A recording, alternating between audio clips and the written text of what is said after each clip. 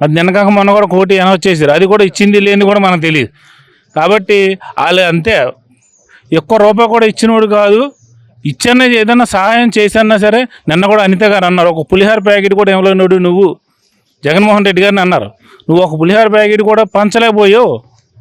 కామెంట్లు చేస్తాం, చేసే మూలమే కామెంట్ చేస్తూ ఉంటుంది, అలా అలాగే కామెంట్ చేస్తూ ఉంటుంది. అందుకే ఈరోజు వాళ్ళు 151 సీటు 11 లెవెల్కి వచ్చేసినాయి అంటే దానికి అర్థం ఏంటో జనాల్లో వ్యతిరేకత.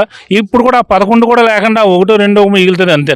అంటే ఇప్పుడు జగన్మోహన్ రెడ్డి ఈవీఎంల మీద గెలిచారని చెప్పి ఓ ప్రచారం చేసుకుంటారు, ఎంతవరకు వాస్తవం అంటారు?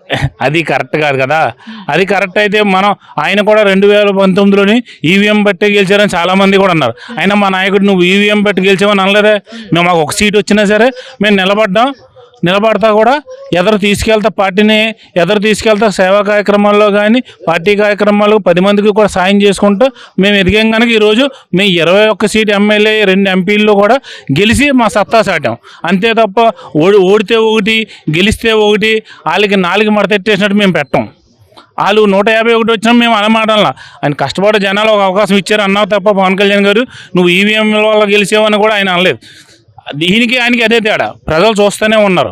అది ఆయన ఏముందంటే వార్చలేక 11 వచ్చినాయి కదా అని ఏదో మాట తిరగేస్తున్నా కన్నా జనాల్లో వ్యతిరేకత అని ఆయన గమనించలేకపోతున్నారు. ఇప్పుడు ఈ విజయవాడ వరదలు ఏదైతే ఉందో ఆ బుడమేరు అనేది గేట్లు ఎత్తేసారు చంద్రబాబు వీళ్ళని కాపాడుకోవడానికి అని చెప్పి జగన్మోహన్ రెడ్డి వ్యాఖ్యలు చేస్తారు, అది ఎంతవరకు వాస్తవం అంటారు? అది వాస్తవం కాదండి, అది వాస్తవం కాదు. ఎందుకంటే గేట్లు ఎత్తేసిన వల్ల ఏదో రాజధాని ఊలిపోయిందని వాళ్ళే అన్నారు. రాజధాని మొలలేదు కదండి, జరిగింది వర్ష శాతం ఎక్కువ ఉంది కాబట్టి నష్టం అయితే జరిగింది.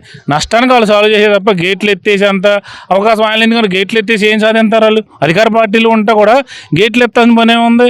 ఈరోజు ఆ మూడు పడవల వైసీపీ వాళ్ళు వచ్చినాయి అని అంటున్నారు. ఆ మాట కూడా వాళ్ళు కూడా బహిరంగంగా అనలేదు. కలర్ కూడా వాళ్ళు 3 షిప్లు వచ్చి నాగార్జున సాగర్ గుద్దిని ఇలాగని అన్నారు. అలాంటి వాళ్ళు చేస్తాం అలవాటు, ఏదంటే కోడికత్తి డ్రామాలు ఆడతాం, బాబాయ్ అచ్చులు చేస్తాం, ఇలాంటివన్నీ కూడా ఫేక్ ఇవన్నీ మాట్లాడుకుంటూ వాళ్ళకి అలవాటు. ఇప్పుడున్న నాయకుల్లో మన ముఖ్యమంత్రిగా చంద్రబాబు నాయుడు గారు కానీ, ఉప ముఖ్యమంత్రి పవన్ కళ్యాణ్ గారు కానీ వాళ్ళు కష్టపడి పార్టీని చేసుకుంటా, అలాగే రాష్ట్ర భవిష్యత్తు గురించి పైన నరేంద్ర మోడీ గారిని కూడా కలుపుకొని రాష్ట్ర భవిష్యత్తుకి అలాగే దేశ భవిష్యత్తుకి భాగస్వాములు అవుతున్నారని, అభివృద్ధిలో ముందుకు తీసుకెళ్లాలనుకుంటున్నారు తప్ప ప్రపంచ దేశాలతో మన దేశం కూడా పోటీలో ఉండాలని అక్కడ నరేంద్ర మోడీ గారు కానీ, ఇక్కడ రాష్ట్రంలో మన సీఎం చంద్రబాబు నాయుడు గారు, ఉప ముఖ్యమంత్రి పవన్ కళ్యాణ్ గారు కానీ అభివృద్ధిలో ముందు ఉండాలనుకుంటున్నారు తప్ప వీళ్ళ కామెంట్లకి వాళ్ళు స్పందించేవాళ్ళు కాదని. ఫైనల్గా ఒక క్వశ్చన్, 5 ఏళ్ల జగన్మోహన్ రెడ్డి పరిపాలన ఎలా ఉంది? ఈ 3 నెలల కూటమి ప్రభుత్వ పరిపాలన ఎలా ఉంది? బంగారులాగా ఉంది. 3 నెలలు చేసిన పరిపాలన మనకు నష్టం జరిగిన తర్వాత వాళ్ళు చేసిన సేవా కార్యక్రమాలే జనాల్లో మెప్పు పొందుతున్నాయి. అయినా 3 నెలల్లో ఏమి జరగకపోయినా కానీ వాళ్ళు చేయాల్సింది ఏదనేది ప్రజల్లో ప్రతి ఒక్కరు కూడా, విజయవాడలోనే ప్రతి ఒక్కరు కూడా వచ్చి మాకు ఇలా చేశారు, ఇలా సాయం చేశారు.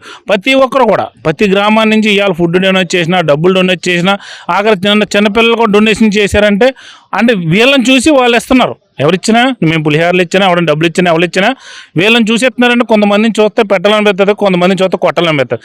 జగన్మోహన్ రెడ్డి గారి చూస్తే కొట్టాలనిపించింది, అప్పుడు ఎవరో రూపాయి కూడా ఇవ్వలేదు. వీళ్ళని చూసి పెట్టాలనిపించింది కూడా ప్రతి ఒక్కరు ఇస్తున్నారు. జనాలకు అందరూ కూడా మార్పు అర్థమైంది. ఇదే కోరుకుంటున్నారు ప్రజలు. మేము కూడా కోరుకునేది కూడా ఇలాంటి పరిపాలనే కావాలనుకున్నాం. ప్రజలు కూడా ఇలాంటి పరిపాలనే కావాలనుకున్నారు. అది సమిష్టి కృషితో ఇంకా మనకి ఇంకా భవిష్యత్తులో కూడా మంచి మంచి కార్యక్రమాలు చేసి మరి రాష్ట్రాన్ని అభివృద్ధిలో తీసుకొస్తారని మేము కూడా కోరుకుంటున్నాం.